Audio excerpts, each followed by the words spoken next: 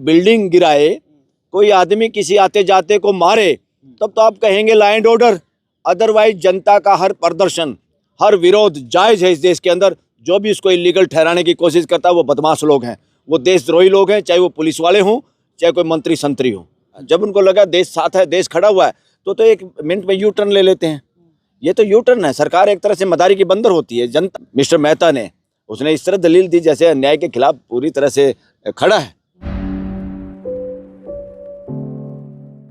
नमस्कार, आप देख रहे हैं फोरम 4। मैं हूं प्रभात। इस वक्त हमारे साथ हैं सुप्रीम कोर्ट के वरिष्ठ एडवोकेट बलराज सिंह मलिक जी। बात करेंगे जिस तरीके से उन्नाव रेप पीड़िता को लेकर के सुप्रीम कोर्ट में सुनवाई थी और सुप्रीम कोर्ट ने कुलदीप सिंह सेंगर को जो जमानत दिल्ली हाई कोर्ट ने दी थी उस पर रोक लगा दी है, और साथ में जिस तरीके से अरावली का मामला चल रहा था उस पर भी सुप्रीम कोर्ट ने अपने ही फैसले पर रोक लगा दी है। इन दोनों मामलों को लेकर के क्या कहते हैं सर, कैसे देखते हैं उन्नाव पीड़िता को, जो जिस तरीके से क्या यहाँ पर अभी थी, हम वहाँ पर सिक्योरिटी के बीच में थी, और ये सवाल पूछा जा रहा है क्या अब कुलदीप सिंह सेंगर को झटका लगा है, क्या अब वो जेल में रहेंगे? इसके बाद सुप्रीम कोर्ट ने जो नोटिस जारी किया, क्या पूरा मामला? यहाँ कोई किसी कुलदीप सेंगर की बात नहीं है, यहाँ पे एक अपराधी की बात है।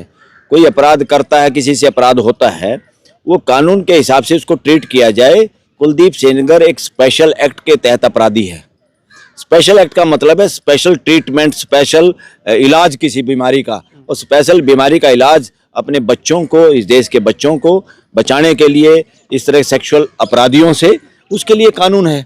और सेक्सुअल अपराधी को बचाने के चक्कर में एक सेक्शन है 5P इसमें, पॉक्सो में, इस कानून के अंदर सेक्शन 5P है। उसमें क्या लिखा है, जो आदमी पब्लिक ट्रस्ट या पब्लिक अथॉरिटी होगा कहीं भी किसी भी रूप में, उसको ज़्यादा से ज़्यादा सजा मिलेगी, देनी जरूरी है। ये उसी श्रेणी में आता है। इस देश में अगर MLA MP के ऊपर पब्लिक ट्रस्ट नहीं है, वो पब्लिक अथॉरिटी नहीं है, तो कौन है पर पब्लिक अथॉरिटी? पब्लिक ने जिनको अथॉरिटी दी है पार्लियामेंट में कानून बनाने के लिए, अपना भविष्य, अपने लिए जीवन के लिए सारे महत्वपूर्ण कानून बनाने के लिए जिनको अथॉरिटी दी है, जिन पर ट्रस्ट किया, तभी तो उनको MLA MP बनाया।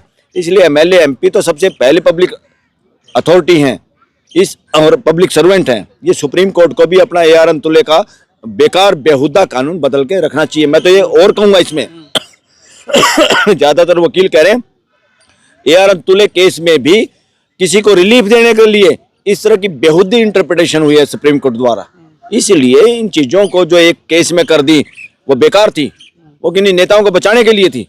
इंटरप्रिटेशन यहाँ देश के बच्चों को बचाने के लिए करनी पड़ेगी, और सुप्रीम कोर्ट ने आज कम से कम जो रोक लगाई वो अच्छा कदम है, जरूरी है। मैं तो ऐसा पहले ही सोच रहा था कि सुप्रीम कोर्ट ये करेगी और सुप्रीम कोर्ट को ये करना चाहिए। क्या लगता है इसमें जो सरकार ने इतना लंबा केस मतलब चला, सरकार की वजह से ये देरी हुई है, अभी न्याय अभी भी नहीं मिला है, 4 लोगों की मौत भी हो गई परिवार में, इन सब तरीके से इस केस को तो डे टू डे सुनना चाहिए। जहां बच्चों के विक्टिम के बाप को मारा गया, जहां विक्टिम की माँ और उसकी मौसी बता रहे हैं, या कौन माँ या कोई और लोग, और उसका वकील मारी गई, जेंट्स है लेडीज मुझे पता नहीं तो ऐसे हालात तो बहुत सीरियस हैं पूरे देश के लिए। जिस देश में गुंडागर्दी की हद हो कि क्लाइंट को अक्यूज, उसको जो कंप्लेनेंट है, जो विक्टिम है, उसके साथ साथ उसको डराने के लिए उसके वकील को भी डराया जाए या मारा जाए, इससे बड़ा तो अपराध नहीं। उस केस में तो अगर प्रूव होता उन लोगों को फांसी मिलनी चाहिए। जिन्होंने वकील को गाड़ी को टक्कर मारी है, उसको मारा है, और जो उसमें षड्यंत्र में शामिल है उनको फांसी होनी चाहिए, रेयर टू प्रेयर, ताकि इस देश में कम से कम वकील की शरण में आने के बाद किसी की हिम्मत ना हो, चाहे वो इस देश का CM हो, PM है, कोई गृह मंत्री हो, या कोई ब्यूरोक्रेट हो, या कोई धनपति कुबेरपति हो, उसकी हिम्मत ना हो।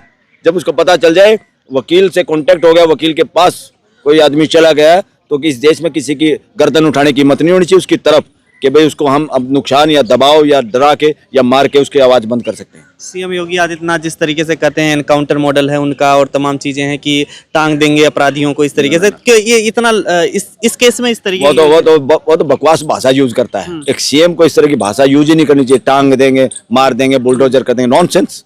उसको ज्ञान नहीं है कॉन्स्टिट्यूशन का बिल्कुल भी। तो इस केस में फिर क्या करना चाहिए? इस केस में कैसे फिर सुप्रीम कोर्ट से ही न्याय मिलेगा? सुप्रीम कोर्ट को न्याय करना पड़ेगा भाई। देश की अदालत नहीं खड़ी होगी, देश की अदालत सुप्रीम कोर्ट से बड़ी है। सुप्रीम कोर्ट को देश की अदालत से भी सीखना होगा, समझना होगा कि देश क्या चाहता है और इंटरप्रिटेशन कैसे करनी है। ये सुप्रीम कोर्ट ऑफ इंडिया है, और इंडिया के लोग खड़े हो गए सड़कों पे यानी सुप्रीम कोर्ट के जो असली मालिक है देश की जनता, वो खड़ी हो गई बाहर। तो सुप्रीम कोर्ट ऑफ इंडिया है ये, सुप्रीम कोर्ट ऑफ बीजेपी या सुप्रीम कोर्ट ऑफ गवर्नमेंट नहीं है। ये देश की कोर्ट है, देश के हिसाब से सुप्रीम कोर्ट को चलना होगा, देश के संविधान के हिसाब से चलना होगा।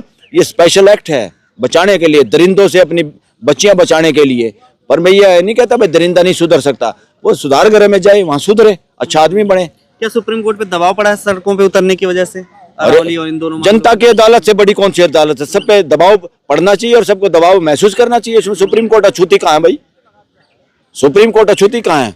Supreme court is not supreme, court की लिहाज में सुप्रीम है, but supreme is the people of this country, citizens of this country. Citizen को सड़क पे उतरना पड़े तो समझो सड़क पे उतरना वो आंदोलन नहीं होता, वो कोर्ट होती है, अदालत होती है जनता की। जनता की अदालत अगर बाहर हो तो अंदर की अदालत को शर्माना चाहिए। इनको हाई कोर्ट और सुप्रीम कोर्ट में बैठे हुए जजों को शर्माना चाहिए कि तुम्हारी नाकामी है या तुम्हारी डील है कि लोग सड़कों पे क्यों आते हैं। बहुत जरूरी था इसमें, तो हम पहले से कह रहे थे किसी भी कानून को इंटरप्रिटेशन करने के लिए, स्पेशल कानूनों को इंटरप्रिटेशन करने के लिए सारी वो चीज़ें उसके हक में इंटरप्रेट करनी चाहिए जिस बुराई को मिटाने के लिए, जिस बुराई को सजा देने के लिए देश की पार्लियामेंट कानून बनाती है।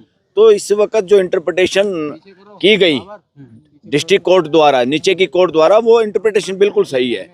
क्योंकि यहाँ पर क्या है, जो पब्लिक ट्रस्ट और पब्लिक अथॉरिटी, अगर देश में एमएलए एमपी ही पब्लिक अथॉरिटी और ट्रस्ट नहीं होंगे, जिन पे ट्रस्ट नहीं होगा लोगों का, तो किस पे होगा?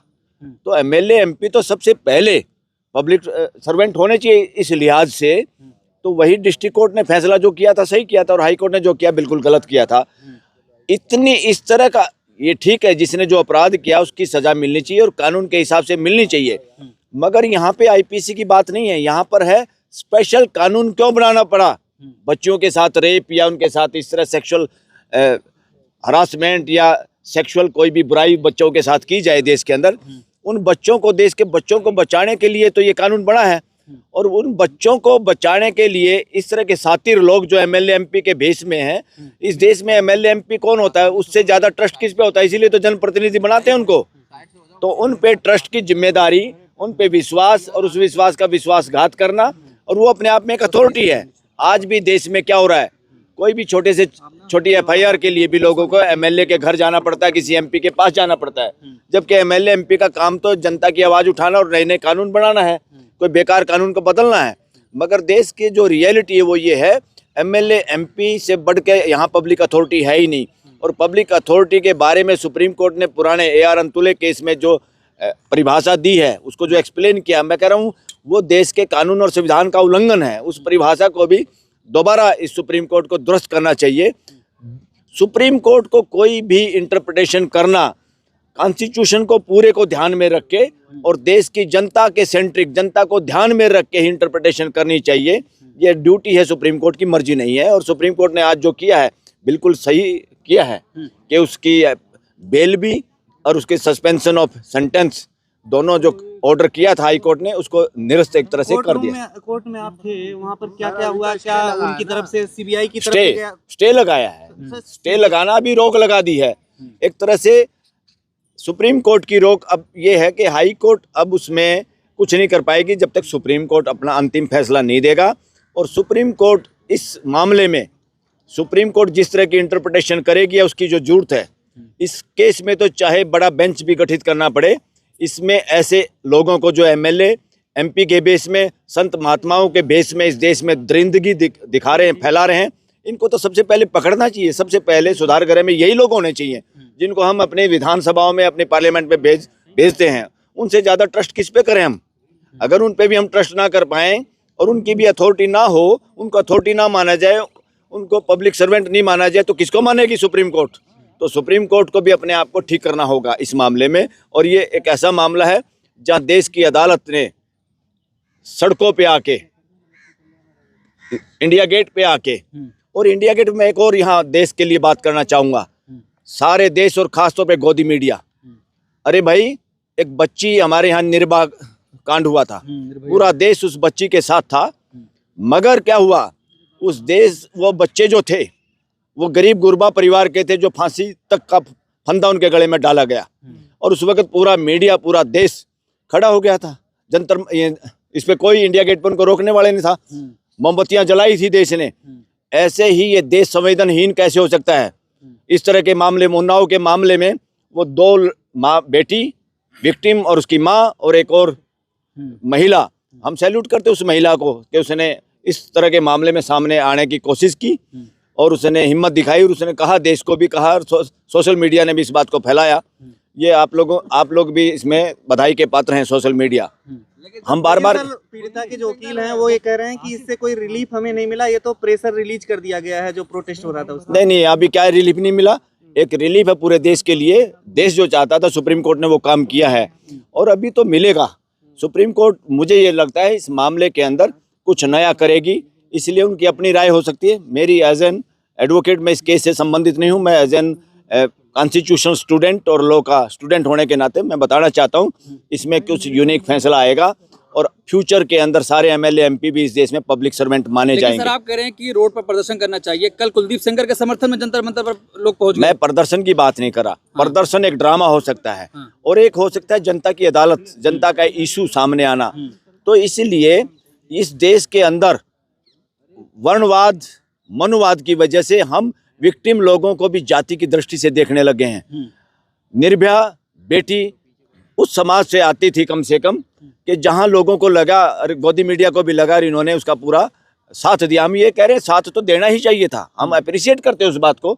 मगर जब गरीब गुरबा या किसी अन्य ऐसी जातियों के बच्चे विक्टिम हो रहे हैं मुस्टंडों के, तो उसके मामले में गोदी मीडिया को सांप सूंघ जाता है। ये लानत है गोदी मीडिया पे।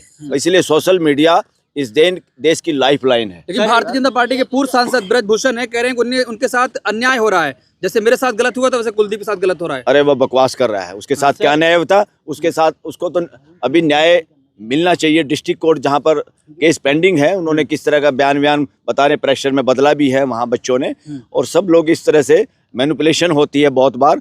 जो आदमी इस तरह की पोजीशन में होते हैं वो पहले खरीदना चाहते हैं, जो खरीदा नहीं जा सकता फिर उसको डराना चाहते हैं, जो डरता नहीं उसको मारा जाता है। इस उन्नाव वाली पीड़िता के साथ क्या हुआ? यही तो हुआ, जिसके एक वकील को भी एक्सीडेंट में मारा गया।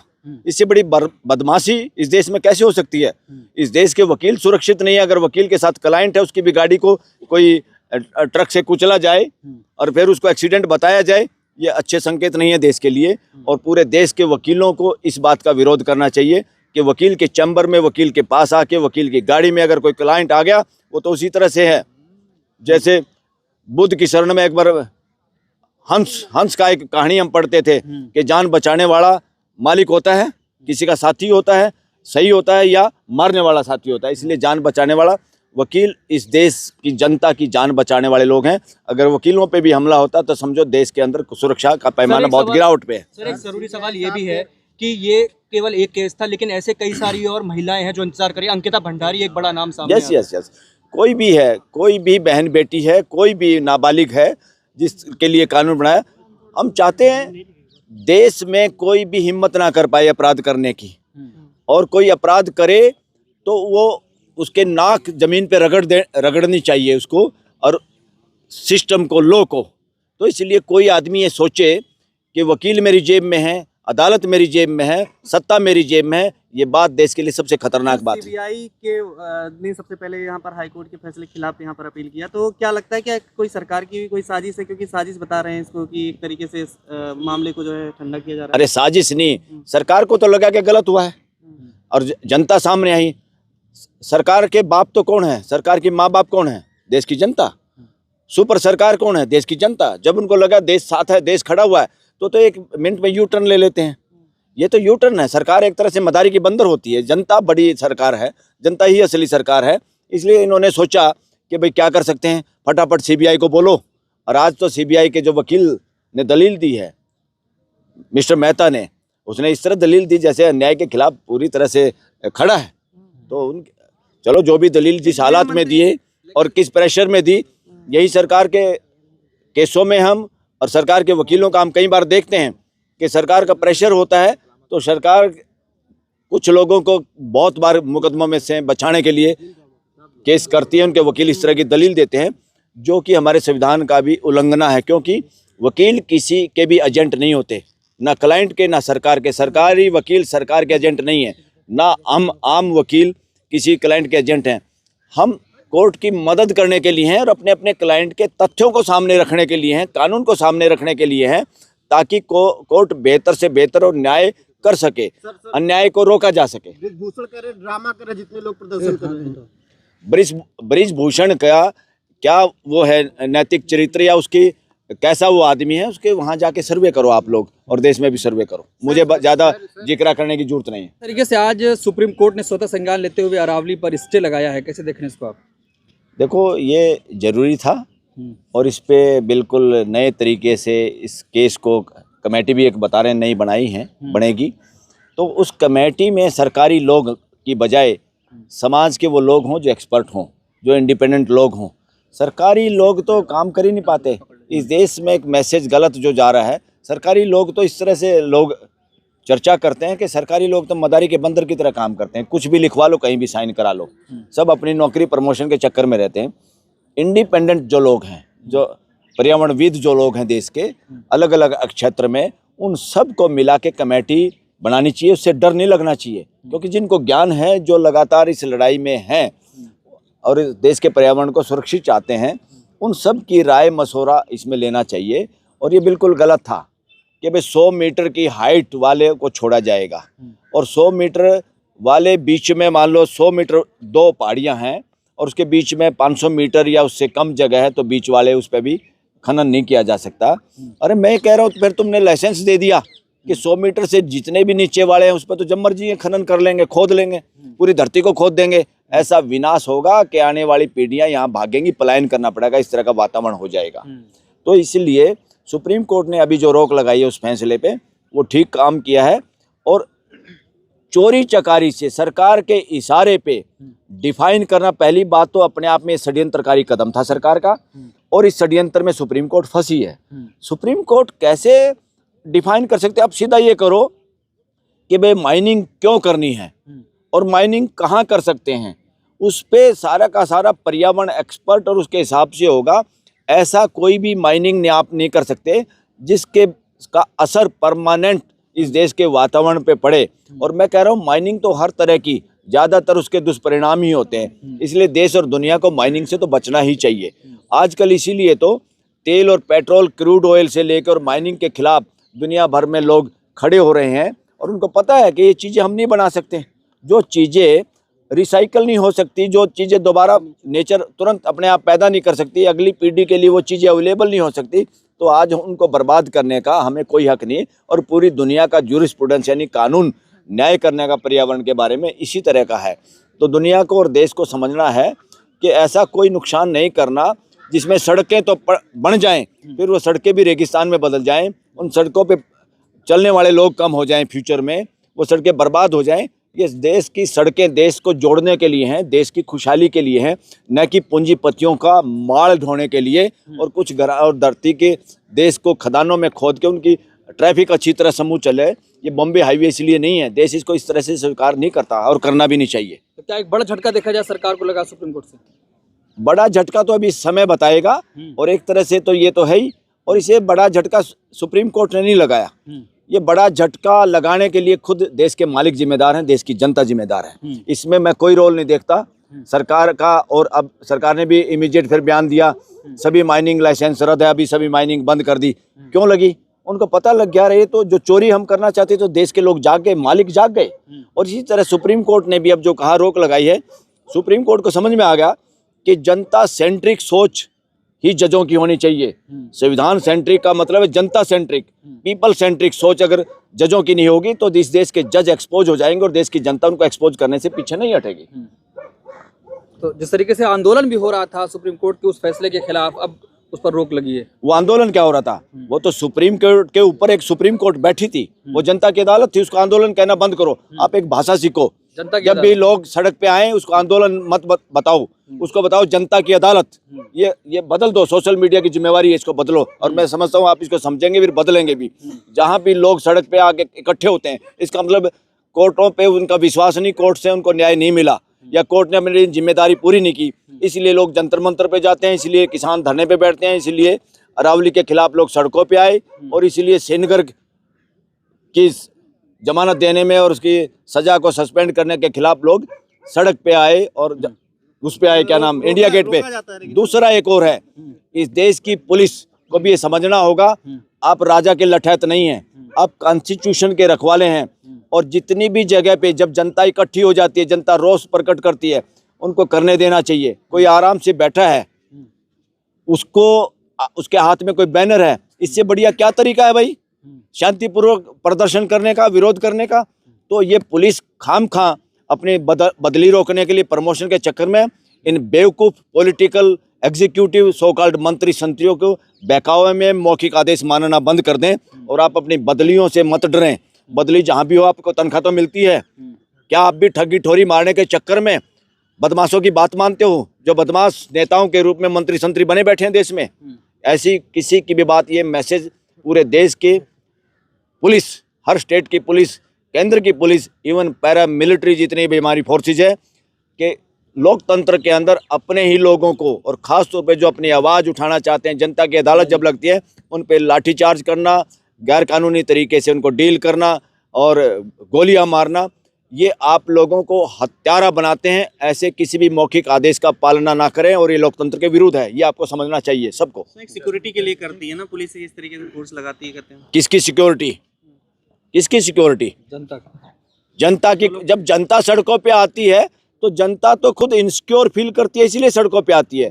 तो जनता का कोई किसी की बिल्डिंग गिराए, कोई आदमी किसी आते जाते को मारे, तब तो आप कहेंगे लॉ एंड ऑर्डर। अदरवाइज जनता का हर प्रदर्शन, हर विरोध जायज़ है इस देश के अंदर। जो भी इसको इलीगल ठहराने की कोशिश करता है वो बदमाश लोग हैं, वो देशद्रोही लोग हैं, चाहे वो पुलिस वाले हों, चाहे कोई मंत्री संतरी हो।